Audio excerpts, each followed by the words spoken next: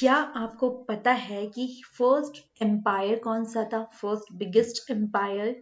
Last chapter में जब मैं बार बार अशोक अशोक के बारे में बात कर रही थी, वो अशोक जिसने बुद्ध के मैसेज को स्प्रेड किया इन ऑल ओवर वर्ल्ड, वो कौन थे? बहुत सारे क्वेश्चन आ रहे होंगे ना।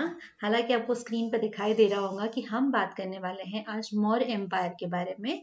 जी हाँ, मैं बात कर रही हूँ मौर्यन एम्पायर, जो कि फर्स्ट इंडिया का फर्स्ट बिगेस्ट एम्पायर था। तो चलिए, तो बिना किसी देरी के आज का चैप्टर हम स्टार्ट करते हैं, जो कि है the Mauryan empire.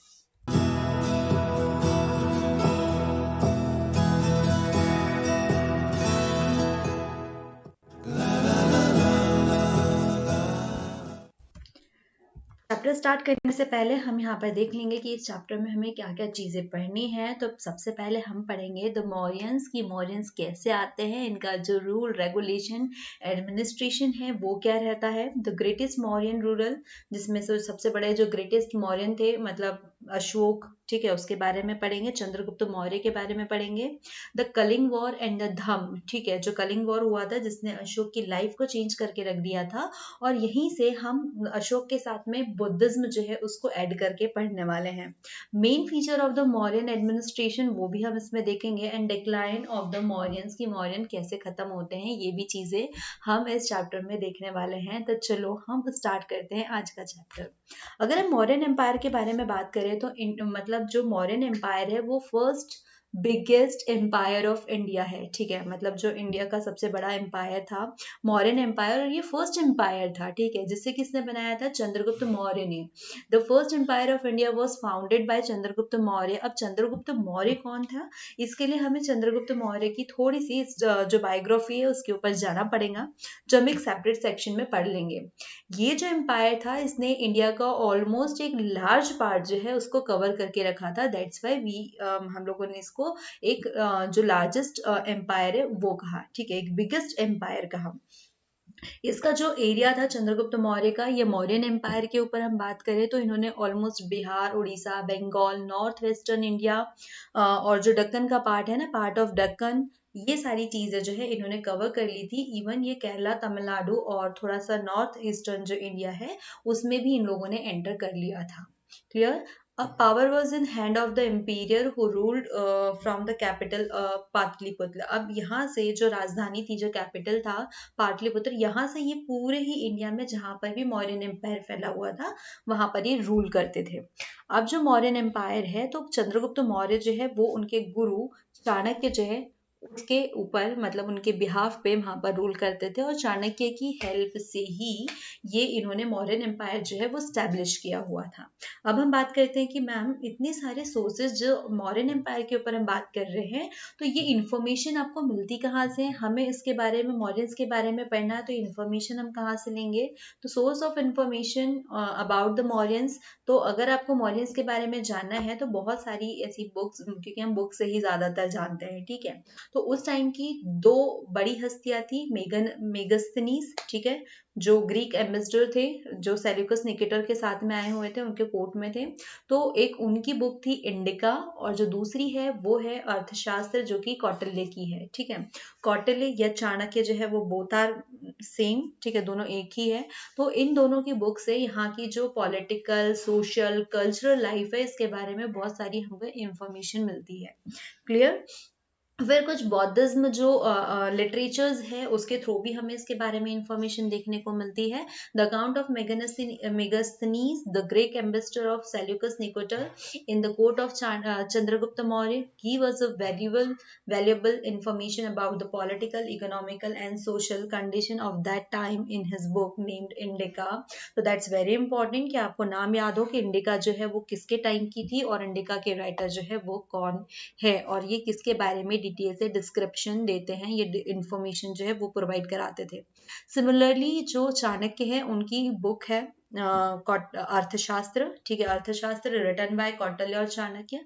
The chief adviser of Chandragupta Maurya, ये यूं कहें कि चंद्रगुप्त मौर्य के मौर्यन एम्पायर बिठाने के पीछे जिसका हाथ था वो थे चाणक्य, राइट। चाणक्य की जो नंद वंश उस वक्त जो एम्पायर में वहां पे काम कर रहे थे, जिनका राज था, उनसे दुश्मनी हो चुकी थी और उन्हें उनसे बदला लेना था। तो एक बच्चा था, ठीक है, जो चंद्रगुप्त मौर्य थे, एक खेलते हुए एक बच्चा मिला, तो उसमें उन्होंने वो एबिलिटी देखी, उसमें वो कैपेसिटी देखी कि भाई ये एक मौर्य जो एम्पायर है वो खड़ा कर सकता है। तो बस उसी दिन से उन्होंने उसको ट्रेन करना शुरू किया और इतना ट्रेन किया कि उस बच्चे ने मौर्यन एम्पायर जो है वो स्टैब्लिश कर दिया। The book tells us about the political, economical and military administration of the Mauryans। उस टाइम का जो भी सिस्टम था, वो इकोनॉमिकल हो, पॉलिटिकल हो, या वो सोशल हो या मिलिट्री हो, तो उसके बारे में इंफॉर्मेशन देते हैं। इवन आज के भी जो बड़े बड़े इकोनॉमिस्ट हैं ना, तो वो भी अर्थशास्त्र पढ़ना नहीं भूलते हैं। तो जाहिर सी बात है, आप अंदाजा लगा सकते हैं कि ये कितने इंटेलिजेंट हुआ करते थे पहले के लोग, ठीक है, जो राइटर्स हैं। तो उनकी इंफॉर्मेशन आज भी हमारे पास में काम आती है। फिर बहुत सारे मतलब इनक्रप्शंस है, मतलब जो किंग अशोक थे, चंद्रगुप्त मौर्य के जो ग्रैंडसन थे, उन्होंने, मतलब हम लोगों ने पहले भी पढ़ चुके हैं कि उन्होंने जो स्तूप बनाए थे, उनके जो आर्किटेक्चर्स थे, उसके थ्रू भी हम उसके बारे में, उन सब चीज़ों के बारे में जानते हैं। लास्ट चैप्टर में मैंने आपको बहुत डिटेल में पढ़ाया था कि अशोक जो थे वो जैसे जैसे प्लेस टू प्लेस मतलब उन्होंने अपने बच्चों को भी भेजा हुआ था जो बुद्धिज्म है उसको फैलाने के लिए। तो वो जो इंक्रिप्शंस कर्व्ड ऑन रॉक्स थे, पिलर्स थे, तो उसके थ्रू भी हमें मौर्यन एम्पायर के बारे में इंफॉर्मेशन मिलती है, क्योंकि अशोक मौर्यन एम्पायर से थे, ठीक है, अशोक ने बुद्धिज्म को स्प्रेड किया हुआ था, तो वो मौर्यन एम्पायर से थे, तो मतलब उसी युग में थे, तो उस वक्त की जानकारी जो है वो हमें इनके इंक्रिप्शन से भी मिल जाती है। Ashok tried to communicate with the subject, his subject, and tried to spread his idea of peace and harmony among them. अब हम बात करते हैं एस्टैब्लिशर ऑफ चंद्रगुप्त मौर्य, ठीक है, सॉरी, मौर्यन एम्पायर, ठीक है, चंद्रगुप्त मौर्य के ऊपर बात करेंगे। द एम्पायर बिल्डर, जिसने पूरा की पूरा एम्पायर जो है वो बिल्ड किया था, ठीक है। तो हम इस मतलब जो एम्पायर बिल्डर है उसके ऊपर बात करेंगे, चंद्रगुप्त मौर्य। इनकी जो बचपन की स्टोरी है मैं आपको ऑलरेडी बता चुकी हूँ, ठीक है। तो अलेक्जेंडर जो है वो बताते हैं उनके अकॉर्डिंग, ठीक है, the world famous Greek conqueror attacked in 326 BC, ठीक है। इस टाइम में अलेक्जेंडर जो है वो यहाँ पर अटैक करते हैं, और उस वक्त जो मगध है, मगध में किसका रूल होता है? नंद का रूल होता है, ठीक है। नंद जितने हैं वो वहां पर रूल कर रहे होते हैं, और मैंने आपको बताया कि नंद और चाणक्य की थोड़ी आपसी दुश्मनी चल रही होती है। तो उसके वक्त ही जो चाणक्य है वो सोचते हैं कि मैं इसकी जो सत्ता है, जो उसका एम्पायर है, वो पलट के रखूंगा। तो इसीलिए वो ट्रेन करते हैं एक बच्चे को, और वो बच्चा होता है चंद्रगुप्त मौर्य, ठीक है, जो एस्टैब्लिशर है ऑफ मॉडर्न एम्पायर वो। तो चंद्रगुप्त मौर्य जो है उस वक्त इसकी एंट्री होती है जब अलेक्जेंडर ने नंद के ऊपर हमला किया होता है, नंदाज जो है उनके ऊपर हमला करते हैं, और उस वक्त ये युद्ध जो है वो जीत जाते हैं, ठीक है। Their rule had become unpopular. जो नंद है वो, उनसे वहाँ की जो पब्लिक है, लोकल पब्लिक, वो सेटिस्फाई नहीं थी, वो खुश नहीं थी, वो खुद चाहती थी कि भाई अब सत्ता बदल जाए, कोई और हमारे ऊपर आए, ठीक है, मतलब कोई और जो है अच्छा किंग है, अच्छा रूरल जो है वो यहाँ पर राज करे, और लोगों की जो प्रॉब्लम्स है उसको थोड़ा शॉर्ट आउट करें। तो इसका एडवांटेज उठाया गया किसके द्वारा? चंद्रगुप्त मौर्य के। और चंद्रगुप्त मौर्य ने उस युद्ध से मतलब चीजें पलटी, taking advantage of his N ambitious youth name Chandragupta Maurya succeed in ओवरथ्रोइंग of Nand and in founding the modern density. अब क्या होता है कि जैसे ही वो नंदों को खत्म करता है, अलेक्जेंडर का युद्ध तो साइड में हो गया, फिर उसके बाद में नंदों को भी, नंद जो है नंदवंश, उसे भी खत्म करता है नंद का एम्पायर, और वहां पर एक बड़ा सा फर्स्ट जो बिगेस्ट एम्पायर है वो स्टैब्लिश होता है, और वो था मौर्यन एम्पायर, ठीक है। His guide and mentor was Brahman named Kautilya. इसके जो भी गाइडर और जो मेंटोर थे वो थे ब्रह्मन, एक ब्रह्मन कौटिल्य, जिसके बारे में ऑलरेडी मैं आपको बता चुकी हूँ। वो कौटिल्य ले ले या चाणक्य ले ले। The author of Arthashastra, important है, राइटर और जो बुक है, ऑथर, ठीक है। The Mauryan empire was the first empire in the Indian history. अब इंडियन हिस्ट्री में मौर्यन एम्पायर जो है वो फर्स्ट एम्पायर था, और फर्स्ट बिगेस्ट एम्पायर भी साथ ही साथ रहा है। अगर हम ग्रीक हिस्टोरियंस के ऊपर बात करें तो जो ग्रीक आर्मी थी तो Greek army had adhered to the powerful kingdom of Magadha ruled by the Nand rural. According to Greek sources, the nuns maintained 2 lakh foot soldiers, 60,000 horses, and 6,000 war elephant. The Greek forces got scared of such a large Nand army of Magadha and refused to fight. अब जब Alexander के ऊपर जब हम लोगों ने बात की थी ना कि यहाँ पर मतलब वो ग्रीक जो है अटैक करते हैं, तो नंदों के पास में इतनी बड़ी सेना रहती है भाई, ठीक है। जो नंद है उन्होंने कितने मतलब 60,000 उनके पास में तो हॉर्सेस थे, 6,000 उनके पास में वॉर करने वाले एलिफेंट थे, और उसके बाद में 2 लाख फुल शोल्डर्स थे, मतलब जो पैदल जो सैनिक होते हैं जो युद्ध करने वाले होते हैं वो उनके पास 2 लाख है, 60,000 उनके पास में हॉर्सेस है, 6,000 उनके पास में एलिफेंट है। तो भाई इतनी बड़ी सेना देख करके कोई भी जो है वो पीछे ही हट जाने वाला है और युद्ध करने का आइडिया जो है वो भी ड्रॉप हो जाएगा। अब चंद्रगुप्त मौर्य के बाद में आता है उनका जो साम्राज्य संभालने वाला वो होता है बिंदुसार, और बिंदुसार का बेटा होता है अशोक, ठीक है। मतलब अशोक तक की कहानी जो है वो हमें वहां तक के पहुंचना था। तो जब चंद्रगुप्त मौर्य जो है वो जो वहां की मतलब शासन कर लेता है, उसके बाद में आता है बिंदुसार, और बिंदुसार का बेटा होता है अशोक, ठीक है। अब अशोक जो है वो 273 BC में आता है, और ये यहाँ का ग्रेटेस्ट मतलब रूरल होता है, ठीक है, in Mauryan empire. Was the greatest of the Mauryan rulers, ठीक है। जो जितने भी मौर्यन रूरल्स थे उसमें से सबसे बड़ा जो कहते हैं ना अशोक महान, तो ये वही अशोक महान है जिसको हमने अभी तक के बुद्धिज्म में पढ़ा हुआ है।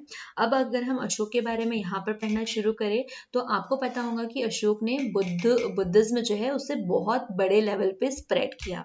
अब उसके पहले भी एक अलग स्टोरी थी कि कैसे एक रूरल जो है वो बुद्धिज्म में आ गया और उसको स्प्रेड करने में अपने बच्चों को भी भेजने लगा। अब अशोक की लाइफ में एक ऐसा टर्निंग पॉइंट आता है जहां से इसने बुद्धिज्म को अडॉप्ट कर लेते हैं, क्योंकि भाई ये रूरल है और जो किंग होते हैं तो किंग लोगों की मतलब क्या कहना चाहिए कर्तव्य धर्म ये सब ये होता है कि आपकी जो प्रजा है उसका ख्याल रखे, है ना, उसको टेक केयर करे, उसका लालन पालन पोषण जो भी चीजें होती है ऐसी वाली, तो ये सब करना जो है एक राजा का कर्तव्य होता है। अब यहाँ का राजा जो है वो इन सारी चीजों को, राजाओं में आपने देखा होगा किंग में कि यहाँ का वॉर हो रहा है वहां का वॉर हो रहा है, ये सारी चीजें होती है। तो अशोक के साथ में भी ऐसा ही था, लेकिन अशोक के साथ में जो टर्निंग पॉइंट था वो ये था कि उसने एक कलिंग का युद्ध देखा, और जब वहां पे देखा कि लाखों की तादाद में लोग जो है वो मर चुके हैं, कई लाखों लोग जो है वो बंदी बना लिए गए हैं, तो उस वक्त वो कहते हैं ना कि हार्ड मेल्ट हो जाना, ठीक है, मतलब दयालु हो जाना, पोलाइट हो जाना, तो ये उसका टर्निंग पॉइंट था। यहाँ वो पोलाइट हो जाता है, और उसके बाद में पहला ऐसा राजा था जिसने ये जो पाथ था उसको ही छोड़ दिया, ठीक है। Ashoka was the first Indian king and perhaps the first king in the world to speak directly to his subject. पहला ऐसा किंग था भाई जो डायरेक्टली अपने सब्जेक्ट के ऊपर बात करता था, और वो किस किस के थ्रू बात करता था, जो उसके इनक्रप्शंस होते थे, ठीक है, जो वो मैसेज डालता था, ठीक है, विच कैरीड हिज मैसेज, कि वो जो जितनी भी बिल्डिंग्स होती थी जहां पर भी वो रिटर्न फॉर्म में डलवाता था, उसकी जो लाइफ के एक्सपीरियंसेस है, जो बुद्ध के मैसेजेस है, ठीक है, जो भी उसका हृदय परिवर्तन हुआ था, ठीक है, तो ये सारी चीजें जो है ना जितने एक्सपीरियंसेस है हर एक चीज को वो इंस्क्रिप्शंस में डाल करके शो करता था। और वो किस जगह पर डलते थे, मतलब जो भी बड़े बड़े पाथ है, हाईवेज है, ठीक है, मतलब ऐसे ऐसे जगह जहां पर लोग उसको पढ़ सके और वहां से कोई ना कोई नॉलेज गेन कर सके, ठीक है। ये भी एक बहुत बड़ा सोर्स था जिसके बारे में जिससे हमने बुद्धिज्म को जाना, ठीक है। सोर्सेज में हमने पढ़ा है कि बुद्धिज्म को हमने इसके थ्रू भी जाना है। मौर्यन एम्पायर जो है इसके बारे में डिटेल हमें यहाँ से भी मिलती है। The inscriptions engraved on rock and pillar are found all over the vast empire। जो भी पूरा एम्पायर था तो उसमें ये जो inscriptions होते थे, इंस्क्रिप्शंस, तो सॉरी थोड़ा स्पेल मिस्टेक हो रहा है, तो ये पत्थरों पर होंगे, पिलर्स पे होंगे, पूरे एम्पायर में कई जगह पर पत्थर पर, कहीं पे पिलर पर, इन सारी जगह पर देखने को मिला। और ये they were generally placed on the highway so that people could read them easily. Clear, जब मतलब लोगों की पहुंच होनी चाहिए, उन्हें वो दिखाई देना चाहिए ताकि वो इजीली उस चीज को रीड कर सके और उसके बारे में इंफॉर्मेशन देख सके। In Ashok inscription, he is known by his title Devna Priya, or beloved of the god, and Priyadasi, or pleasant to behold। अब इनके जो जितने भी इसके इसके इनक्रिप्शंस में ये बात लिखी गई है कि अशोक को देवनाप्रिय कहा गया है, और देवनाप्रिय का मतलब क्या होता है, बिलोव्ड ऑफ द गॉड, जो भगवान को प्यारा हो, ठीक है, क्योंकि वो एक सही मार्ग पे चल रहा है, सही पाथ पे चल रहा है, वो पीस फैला रहा है हर जगह, ठीक है, जो अच्छी चीज है वो युद्ध बुद्ध ना करके वो इतनी अच्छी अच्छी चीजों को स्प्रेड कर रहा है। The following inscriptions related to Kaling War: 150,000 men were deported, 100,000 were killed, and many more died. अब ये जो मैंने कहा था ना कि अशोक की लाइफ में एक टर्निंग पॉइंट आता है जो कि होता है कलिंग का युद्ध, ठीक है, कलिंग वॉर, जिसमें 150,000 मैन वर डिपोर्टेड, इतने सारे लोगों को जो है बंदी बना लिया गया। और कलिंग के इसमें डिटेल में भी हम और थोड़ा पढ़ेंगे। तो कलिंग क्या था कि कलिंग के ऊपर विजय करना चाहता था, उसे अपने अंडर में लेना चाहता था अशोक। तो उस वक्त उसकी इतनी सारी सेना में से, मतलब उसकी सेना कितनी बड़ी थी, बड़ी तादाद में थी, तो यहाँ पर इतने सारे 150,000 जो है लोग, उसको अरेस्ट कर लिया गया। 100,000 जो है वो मारे गए, are were killed, many more died, कुछ अपने आप मरे, ठीक है। तो देवनाप्रिय जो है इस वक्त यहाँ से जो अशोक है, तो यहाँ पर उसका हार्ट जो है वो चेंज हो जाता है, और यहाँ से वो क्या करता है, उसने धम्म जो है उसके ऊपर मतलब पूरा ही उसने डिवोट हो गया, ठीक है। वहां पर उसने उसकी स्टडी करनी शुरू की, और यहाँ पर उसने जितने भी वॉर वाले जो रूरल वाले हरकतें थी वो यहाँ पर वो छोड़ देता है। After that Devanampriya is devoted to an in intense study of Dhamma and to in instructing the people in Dham. This is the repentance of the Devnapriya on account of his conquest of Kaling and the shelter, death and deportation of its people. अब जितने भी यहाँ पर इस मतलब in short यही समझे कि यहाँ पर उसका जो हृदय है परिवर्तित जो हो चुका था देवनाप्रिय का, तो यहाँ पर इतने सारे लोग मारे गए थे, इतने सारे लोग यहाँ पर डिपोर्टेशन ऑफ इट्स पीपल। अब यहाँ पे जो भी इनक्रप्शंस थे तो वो एक लैंग्वेज में लिखे गए थे। तो उस वक्त इन्होंने जो लैंग्वेज अडॉप्ट की थी वो थी कौन सी, ब्राह्मणी लैंग्वेज, ठीक है। जो भी स्क्रिप्ट थे लार्ज पार्ट ऑफ इंडिया, तो वहाँ पर स्क्रिप्ट किस में थी, ब्राह्मणी लैंग्वेज में थी। But the northern west part they were written in क्या है, खरोष्टी, ठीक है, Kharosthi script in and in Afghanistan Aramaic and Greek script. Those common language of the region were used to reach out the people. These inscriptions seem to indicate that Ashok was genuinely interested to reaching out to his subject. The inscription tell us about the policies of Ashoka. अब अशोका की जो भी inscriptions थी तो वो अलग अलग language में थी, कहीं पे ब्राह्मी थी, कहीं पे खरोष्टी थी, कहीं पर अरेमिक थी। तो ये वाले स्वर है ना, ये सारी जो लैंग्वेज है तो उसके अकॉर्डिंग थी कि जहाँ की पब्लिक जिस लैंग्वेज में उस चीज को अडॉप्ट कर सके, उसको समझ सके, तो उसी लैंग्वेज में उसने वहां पे वो नॉलेज जो है वो प्रोवाइड कराया। अब जितनी भी इंक्रिप्शंस थी वो किसके बारे में थी कि वो अशोक की पॉलिसीज के ऊपर बात करती थी, अशोक के एक्सपीरियंसेस के ऊपर बात करती थी, बुद्ध के मैसेज के ऊपर बात करती थी। तो ये सारे इसी के आसपास जो है वही चीजें होती थी। क्लियर। अगर हम अशोका पिलर के ऊपर बात करें तो आपको याद होगा जो अशोका पिलर है जो हमारे पास में जो नेशनल एम्बलम ऑफ इंडिया है, तो वो भी हमने कहाँ से लिया है, अशोका से ही लिया है। The stone pillar of Ashoka were curved out of rock and polished like metal, ठीक है, वो क्या था, रॉक का था और उसके ऊपर पॉलिश किया है लाइक अ मेटल, राइट। अब इसमें यहाँ पर क्या था कि national emblem of replica of the capital of Sarnath. Its lion capital has now became the national emblem of India. जो राष्ट्रीय प्रतीक होता है उसकी तौर पे हम इसे यूज करते हैं। तो कहाँ से आया है, आप इसके बारे में आपको चीज जो है नॉलेज होना चाहिए। अब उस कलिंग युद्ध के बारे में बात करते हैं, कलिंग वॉर के बारे में, जिसकी वजह से अशोक की जो है वो लाइफ चेंज हो गई। कलिंग युद्ध जो है, ये कलिंग वॉर जो है वो 261 BC में हुआ था, ठीक है। अशोका जो था वो कलिंग के ऊपर विजय करना चाहता था, ठीक है। तो वो मतलब जो उड़ीसा एक्चुअल में अभी जो मॉडर्न में है वो उड़ीसा में है। तो his war with Kalinga prove to be a turning point in his life, ठीक है, उसकी टर्निंग पॉइंट था। It seems that he was shocked to see the death and the destruction caused by the war. अब जो भी war के वजह से जो भी डेथ हुई थी, जो भी डिस्ट्रक्शंस हुए थे, तो उसको देख करके वो एकदम शॉक था कि भाई एक युद्ध के वजह से इतनी सारी क्षति होती है, इतनी सारे लॉस होते हैं, ठीक है। वो लॉस आपकी प्रॉपर्टी का हो, आपके लोगों का हो, आपकी आर्मी का हो, कुछ भी हो, आपके पास इतनी बड़ी सेना थी और आप इतने मतलब एक युद्ध, एक जीत के वजह से इतने सारे जो लोग हैं वो मारे जा रहे हैं, वो भी बेवजह, ठीक है, सिर्फ किस लिए कि हमें जीतना है, हमें उसके ऊपर कब्जा करना है, उसको अपने अंडर में लेना है, ठीक है। तो यहाँ पर क्या होता है, उसका थोड़ा माइंड वॉश होता है, ये यू बोल दे कि मतलब mind wash regarding to war, ठीक है। तो यहाँ से वो अपने आप को चेंज करता है, यहाँ से वो बुद्धिज्म को ज्वाइन कर लेता है, और जब बुद्धिज्म को ज्वाइन करता है तो क्या होगा यहाँ से कि जो बुद्धिज्म के मैसेजेस हैं वो स्प्रेड करने का सोचता है, ठीक है। He gave up wars and decided to spread the message of love, peace and brotherhood, ठीक है। अब वो यहाँ से कैसे डिसाइड करता है कि वो लव के मैसेजेस स्प्रेड करे, पीस के करे, ब्रदरहुड के करे, मतलब जहाँ पर लड़ाई, युद्ध, डेथ वगैरह इन सब के मतलब कोई जगह ही ना हो, तो वो इन सारे मैसेज को स्प्रेड करने में अपनी लाइफ जो है वो स्पेंड कर देता है। He is the only king in the history of the world who had the moral courage to give up war, ठीक है। पहला ऐसा भाई राजा था, क्योंकि ऐसे कोई भी राजा नहीं होता है जो इतना कुछ करे, है ना, ठीक है। It is because of these that the historians give him the title Ashok the Great, और उसके इतने बड़े बलिदान के वजह से और उसकी इस खूबी के कारण ये जो historians है वो उसे अशोक the Great के नाम से भी जानते हैं।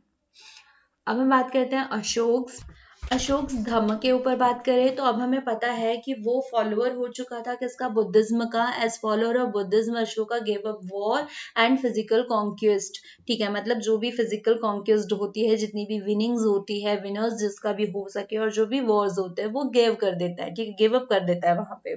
अब वो क्या अडॉप्ट करता है, वो अडॉप्ट करता है the policy of cultural these conquest, ठीक है। अब ये कॉन्क्वेस्ट मतलब जो कल्चरल थी ना, दीज कॉन्क्वेस्ट, इसको अडॉप्ट करता है, और जो पीस होता है, policy of peace welfare is known as Dhamma, जो भी अब धम्म किसे कहता है, अशोका धर्म की जो पीस है, ठीक है, जो पॉलिसी ऑफ पीस है, वेलफेयर है, तो इसी को एज अ धम्म जो है वो जाना जाता है। अ प्रतीक Prakrit word which means Dhamma in Sanskrit, ठीक है। Dhamma was not based on any particular religion, it was a code to conduct promoting social and moral values. अब हाँ, ये है कि धम्म जो है वो किसी एक प्रॉपर और एक पर्टिकुलर रिलीजन से बिलोंग नहीं करता है, ये एक कोड है जो कि प्रमोट करता है सोशल एंड मोरल वैल्यूज को। अब अशोक की ड्यूटी हो चुकी थी कि वो सोशल और मोरल वैल्यूज जो है उसको प्रमोट करे, ठीक है। तो इसी को प्रमोट करने के इसका जो कंडक्शन होता है, इसी को हम एज अ धम्म के नाम से जानते हैं, और यही कहा गया कि अशोक के धम्म जो है इस तरीके से थे। अब step taken by Ashoka to spread Dhamma, मतलब जो अशोक के धम्म थे उसको जो स्प्रेड करना था, तो उसमें कौन कौन सी जो स्टेप्स ली गई वो देखो। अशोक ने अपने जो क्या कहना चाहिए जो धम्म है उसको किस तरीके से अडॉप्ट किया एज अ सन, ठीक है। मतलब जो एक फादर और एक बच्चे में जो क्या होना चाहिए रिलेशन होता है ना, उस तरीके से इन्होंने लिया। Based on Dhamma Ashoka adopted the role of the father to his subject, और जो सब्जेक्ट था वो कौन था, ही लुक्ड चिल्ड्रन, ठीक है। मतलब एज अ चिल्ड्रन जो है वो लेता है, यहाँ पर सी मिसिंग है। जितने भी मतलब उसके बीच में लोग आ रहे हैं, तो वो उसने क्या किया, ऑफिशियल्स, मतलब वो एक ऐसे ऑफिशियल्स अरेंज करता था जो कि उसकी प्रजा जो होती थी, जो उसके पीपल होते थे, वो उसकी take care of his people. Special officers were appointed called Dhamma Mahamatra, ठीक है। अब मतलब ये जितने भी स्प्रेड करना था उसे धम्म के लिए था, तो इसके लिए उन्होंने कुछ स्पेशल ऑफिसर्स को कंडक्ट किया था, मतलब हायर किया हुआ था, अपॉइंट किया हुआ था, और इन ऑफिसर्स को कहा जाता था धम्म महामात्र, ठीक है। और ये धम्म महामात्र क्यों होते थे, for spreading the message of Dhamma among his subject, जो भी धम्म के सब्जेक्ट होते थे तो उसको स्प्रेड करने के लिए। और इसी बीच में अशोक क्या करते हैं, इसके जो 2 बच्चे होते हैं, ठीक है, इन 2 बच्चों को भी ये श्रीलंका भेज देते हैं ताकि वो उसको मतलब ये जो काम उसने हाथ में लिया है उसको कर सके। To reach out to his subject in his vast empire, Ashoka also inscribed the principle of Dhamma on rock and pillar. अब उसने अपने जो इंस्क्रिप्शंस है उसके लिए प्रिंसिपल पे डालने के लिए उसने क्या किया, जो प्रिंसिपल है उसको किस पे डाला, धम्म को, प्रिंसिपल ऑफ धम्म, जो जितने पत्थर थे, पिलर्स थे, He also sent messenger to spread idea about Dhamma to other countries such as Syria, Egypt, Greece and Sri Lanka. अब उसने अपने जो मैसेंजर्स थे, मतलब जो आइडियाज थे, मतलब जितने भी धम्म के लिए थे, आइडिया अबाउट द धम्म थे, उसको स्प्रेड करने के लिए उसने क्या किया, मैसेंजर्स को दूसरी कंट्री में भी भेजा। ठीक है, उसने सिर्फ इंडिया में ही नहीं रहने दिया, उसे इवन दूसरी जो कंट्रीज होती है वहां पर भी स्प्रेड किया। The objective of Ashoka Dhamma was to preserve social order and harmony. जो उसके मतलब मेन जो ऑब्जेक्टिव्स थे वो क्या थे, preserve social order and harmony. Ashoka truly lived according to the principle of Dhamma. अब जो अशोक थे वो किस मतलब उनका जो लाइफस्टाइल था वो टोटली किसके अकॉर्डिंग था, प्रिंसिपल ऑफ धम्म के अकॉर्डिंग। ठीक है, though his personal religion was Buddhism, he did not try to impose Buddhism on his subject. उसका पर्सनल जो रिलीजन था वो भी कौन सा था, बुद्धिज्म था। तो उसने कभी भी ट्राई नहीं किया बुद्धिज्म को है ना, try to impose Buddhism on his subject. He followed a tolerant religious policy. He tried to promote welfare activity by building road, digging well, and building a rest house. He arranged for medical treatment for human being and animal both. इसने मतलब ये तो नहीं था कि भाई ये पूरा तरीके से बुद्धिज्म हो गया है, मतलब स्पिरिचुअल हो चुका है। इट डजंट मीन कि उसने अपनी जो रिस्पॉन्सिबिलिटीज होती है उसको डिनाई किया हो। इसने उसे भी डिनाई नहीं किया, उसने बहुत सारे रिलीजियस पॉलिसीज को अपनाया, उसने वॉलफेयर एक्टिविटीज भी की, उसने रोड बनाया, उसने कुएं बनाए, बिल्डिंग बनाई, रेस्ट हाउसेस बनाए। साथ ही साथ उसने मेडिकल ट्रीटमेंट जो है वो न सिर्फ ह्यूमंस के लिए रखा, इवन उन्हें एनिमल्स के लिए भी वो जो मेडिकल ट्रीटमेंट था वो भी प्रोवाइड करवाया। ठीक है, मतलब क्योंकि बुद्धिज्म भी कहता है कि हर एक जीव जो है वो प्राणी इक्वल होता है, ऑल लिविंग आर इक्वल। ठीक है, तो उसने ना सिर्फ ह्यूमन बीइंग के लिए मेडिकल ट्रीटमेंट प्रोवाइड कराया, इवन उसने एनिमल्स के लिए भी मेडिकल ट्रीटमेंट जो है वो प्रोवाइड कराते गए। अब हम बात करते हैं अशोक प्लेस इन हिस्ट्री, कि भाई अशोक का हिस्ट्री में क्या प्लेस था, तो वो भी देख लेते हैं। क्योंकि भाई अशोक तो हम द अशोक महान बोलते हैं ना, महान Ashok, the Ashok the great करके बोलते हैं, तो ये ऑब्वियस सी बात है कि अच्छा खासा जो है एक रोल जो है उनका प्ले है। Ashok was certainly one of the greatest ruler on the ancient world. He was perhaps the first ruler who gave up physical conquest on war, instead adopted the method of cultural। एक second. Ashok ऐसा पहला राजा था जिसने war वाला जो conquest होता है उसको छोड़ करके उसने कल्चरल जो है, मतलब जितनी भी विनिंग्स है उसको अडॉप्ट किया। वो कल्चरल कॉन्क्वेस्ट चाहता था, मतलब हर जगह एक पीसफुल माहौल जो है उसे स्प्रेड करना चाहता था। और इसी के लिए उसने as a Buddhist he send his son Mahendra and daughter Sanghamitra to Sri Lanka to preach Buddhism. ठीक है, उसने बुद्धिज्म को स्प्रेड करने के लिए उसके थॉट्स को, उसकी मतलब क्या कहना चाहिए, जो पॉजिटिविटी है, पीस है, उसको स्प्रेड करने के लिए वो श्रीलंका अपने बेटा और बेटी दोनों को भी भेजता है। ठीक है, तो ऐसा बहुत कम लोगों में होता है। अब हम बात करते हैं मौर्यन के एडमिनिस्ट्रेशन के ऊपर, एडमिनिस्ट्रेशन ऑफ द मौर्यंस। तो उस वक्त का एडमिनिस्ट्रेशन कैसा चलता था, तो the emperor was the final decision maker, but he was also assistant by a council of ministers.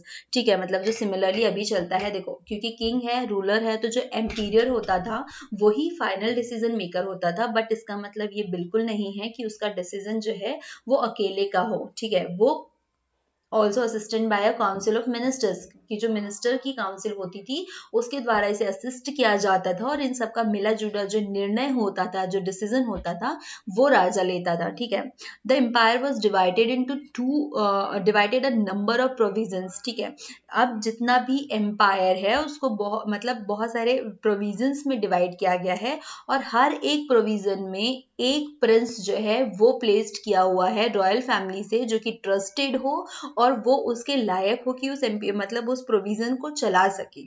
ठीक है, the emperor was divided into a number of provisions, each placed under a prince of the royal family who could be trusted and be loyal to the emperor.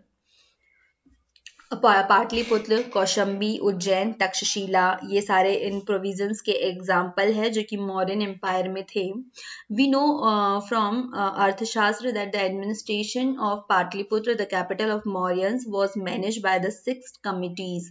ठीक है, अब जो यहाँ पर पूरा rule करता था, हमें ये पता है कि इतने बड़े एम्पायर को, इतने बड़े अलग अलग भारत के अलग अलग हिस्सों में फैला हुआ है, लेकिन वो राज कहाँ से करते थे, जो एम्पायर होता था वो कहाँ पे रहता था, वो रहता था पाटलिपुत्र में और वहीं से पूरा जो एडमिनिस्ट्रेशन है वो चेक करता था। अब चंद्रगुप्त मौर्य का जो एडमिनिस्ट्रेशन था वो तो अच्छा था ही था, ये फीचर था ही, साथ ही साथ उसने एक अच्छी खासी यूज आर्मी भी मेंटेन कर रखी हुई थी। ठीक है, इतनी बड़ी आर्मी थी उसके पास में कि कोई भी अगर मतलब किसी कंडीशन में कोई युद्ध वुद्ध हो तो उसके पास में प्रॉपर एक सही मायने में इतनी सेना है कि वो युद्ध कर सके। ठीक है, और सिमिलरली अशोक के साथ में भी ऐसा था। ठीक है, लेकिन अशोक ने वो वाला जो फिजिकल कॉन्क्वेस्ट था वो तो छोड़ ही चुका था। ठीक है, चंद्रगुप्त मौर्य के ऊपर बात करें तो उसके पास में 6 लाख जो है 6 लाख, ठीक है, वो लोग थे पैदल वाले, इन्फेंट्री थी 30,000, कैवलरी थे एंड 9,000 एलिफेंट्स थे। ठीक है, इतनी बड़ी सेना थी इसके पास में, और साथ ही साथ जो मौर्य है उसके पास में नेवी भी थी। ठीक है, अगर आप नॉर्मली मतलब अर्थ पे ही बात करना चाहते हो तो ठीक है, लेकिन आपके पास नेवी भी है जो कि उसकी सेना का एक बहुत बड़ा पार्ट थी। अब बात करते हैं हाउ डिड द स्टेट पे other officers and how did Chandragupta afford the expenses of such huge army. अब इतनी बड़ी आर्मी है भाई, 6 लाख की तादाद में है, और 6 लाख कोई नॉर्मल नहीं है। ठीक है, एक गांव बस जाता है 6 लाख में तो। ठीक है, अब इतनी बड़ी आर्मी को उसके एक्सपेंसेस कैसे उठाएगा, उसके खर्चे कैसे करेगा, जो ऑफिसर्स है उन्हें कैसे पे किया जाएगा, ये इन शॉर्ट ये देखे कि वहां का जो एम्पायर था तो उसकी इकोनॉमी कैसे आती थी। ठीक है, सिंपल सी यही है। तो एज ऑलवेज जैसे हमने पहले पढ़ा था कि टैक्सेस कलेक्ट किए जाते हैं, तो सेम यहाँ पर भी टैक्सेस कलेक्ट किए जाएंगे। कहाँ से? एग्रीकल्चर से, ट्रेड से, कॉमर्स से। ठीक है, taxes were collected from agriculture, trade and commerce. The state had sole control over mining, sale of liquor, manufacture of arms etcetera. तो ये सारी फील्ड्स ऐसी है जहाँ से आपको जो टैक्सेस है वो कलेक्ट किए जा सकते हैं, और कुछ फील्ड ऐसी है जहाँ पर मतलब छूट भी दी जाती है। पाटलिपुत्र जो है वो जो पाटलिपुत्र का एम्पायर है वो पूरे एम्पायर से बाय जो रोड है वो कनेक्टेड थे। ठीक है, मतलब जो पूरा की पूरा एम्पायर है वो मतलब क्या कहना चाहिए, बाय रोड सभी से कनेक्ट है। तो इससे क्या होता था कि Maurya also had efficient spy system to keep an eye upon the all activities. अब वो सारी जो एक्टिविटीज पूरे ही मौर्यन एम्पायर में जो भी एक्टिविटीज हो रही है, तो पाटलिपुत्र में रहकर की जो किंग है, रूरल है, वो इन सब पे नजर बना के रख देता था। ठीक है, ऐसा नहीं है कि इतना बड़ा एम्पायर है, इतने दूर दूर है तो नजर ही नहीं जा रही है, आप उस पर नजर नहीं रख पा रहे, आप उसको देख नहीं पा रहे हो, लेकिन पाटलिपुत्र जो है वो सबसे कनेक्टेड था। Pataliputra was well connected with all the part of the empire by road. ठीक है, तो उसकी वजह से क्या होता था कि हर जगह की जो खबरें थी, जो नजरें थी, वो सारी इनके पास में टाइम टू टाइम आती थी। तो इस वजह से सबके ऊपर इनकी नजरें बनी हुई थी, और वहां का जो एडमिनिस्ट्रेशन है वो भी ये लोग साथ ही साथ देखते रहते थे। अब भाई पाटलिपुत्र जो है वो खत्म कैसे हुआ, सॉरी पाटलिपुत्र नहीं, मौर्यन एम्पायर जो है ना, डिक्लाइन ऑफ मौर्यन एम्पायर। क्योंकि अब हम देखते हैं कि समय के साथ साथ बहुत सारी चीजें बदलती है। मौर्यन एम्पायर है, इसके बाद गुप्त एम्पायर आएगा, तो चीजें बदल रही है।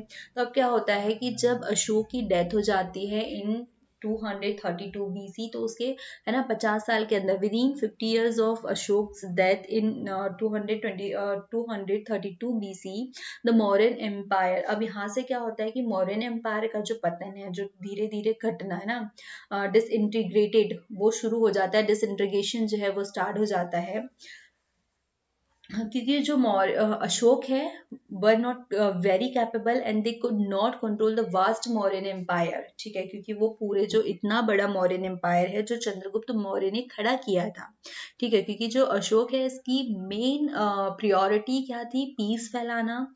ठीक है, तो वो इतने बड़े एम्पायर के ऊपर काम नहीं कर पा रहा था, क्योंकि उस टाइम ऐसा था ना कि युद्ध करो और जीतो और अपने आप के अंडर में ले लो। ठीक है, मगध भी आप जब 16 महाजनपद में पढ़ेंगे तो वो भी अलग अलग एम्पायर्स के पास में जाके वापस आता है। तो सेम ऐसा ही होता है। तो अशोक इतना कैपेबल नहीं था कि पूरे की पूरे वास्ट एम्पायर को संभाल सके। तो यही इसका कारण बनता है कि यहाँ पर जो है मौर्यन एम्पायर यहाँ से धीरे धीरे खत्म होना शुरू हो जाता है। टैक्सेस जो है वो कलेक्ट नहीं हो पा रहे थे टाइम टू टाइम। ठीक है, अब टैक्सेस कलेक्ट नहीं हो पा रहे हैं तो आर्मी जो है, नेवी है, जो जितने भी ऑफिसर्स है, officers in the Mauryan administration, तो उनको पे नहीं हो पा रहा है, और अगर आप कोई उनको पे नहीं करेंगे तो वो आपके लिए काम नहीं कर सकते। ठीक है, तो टैक्सेस नहीं आ रहे, इसका मतलब वो सैलरी नहीं दे पा रहे, और सैलरी नहीं हो रही है तो उनके पास में सर्वेंट्स की कमी हो गई है, ऑफिसर्स की, आर्मी की जो है वो कमी होने लगी।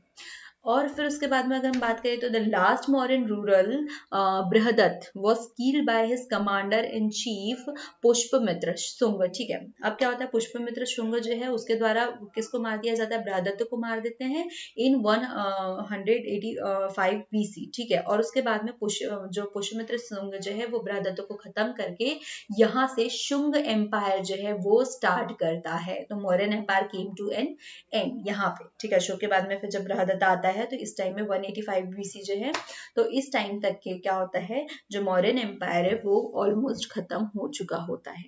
तो आई होप आपको मौर्यन एम्पायर जो है वो समझ में आया होगा। एक बार मैं आपको फिर से एक शॉर्ट में दिखा दूं, यहाँ पे यहाँ के जो रूरल्स थे वो किस तरीके से थे। ठीक है, देखो सबसे पहले क्या था, चंद्रगुप्त मौर्य आया।